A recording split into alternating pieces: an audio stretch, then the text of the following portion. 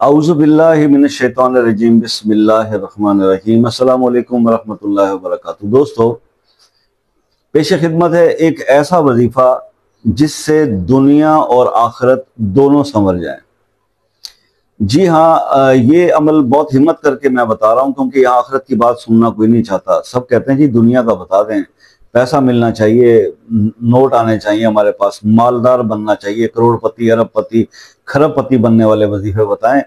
یہ جو آپ آخرت کی بات کرتے ہیں نا، اس سے رہنے دے، ابھی بہت ٹائم پڑا ہے۔ حالانکہ یہ پتہ نہیں ہے کہ ایک پل بھی نہیں پتا آپ کو کہ آپ کے پاس ٹائم ہے کہ نہیں ہے۔ آپ نے ایک لقمہ توڑا ہوا ہے، اس منہ میں ڈال سکیں گے، کھا سکیں گے نہیں، یہ بھی پتہ نہیں آپ کو۔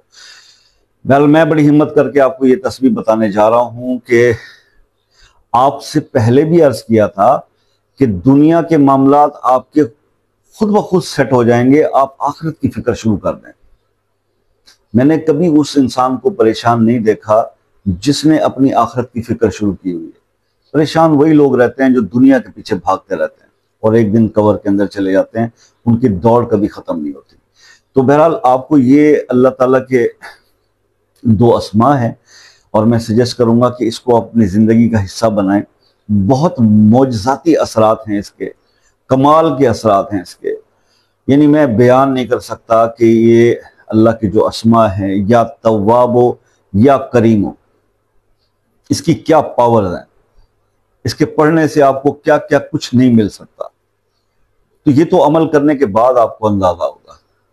بہرحال آپ اس کو میری طرف سے ایک ریکویسٹ سمجھ لیں کہ یار جو میرے بہن بھائی یہ پریشان ہے نا کہ جی وہ مسائل حل نہیں ہو رہے، آپ اپنی آخرت کے لیے سوچ کر یہ عمل شروع کریں، آپ کی دنیا بھی سنور جائے گی، آپ کے معاملات سیدھے ہو جائیں گے۔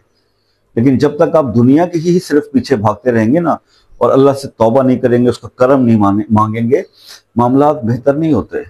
ٹھیک ہے؟ تو اللہ تعالیٰ تو جس شخص کی بھلائی مقصود ہو اس سے دنیا کو دور کر دیتے ہیں۔ اب آپ یہ چاہ رہے ہیں کہ جناب دونوں چیزیں ساتھ لے کے چلیں، چل سکتی ہیں، بیلنس کرنا پڑے گا۔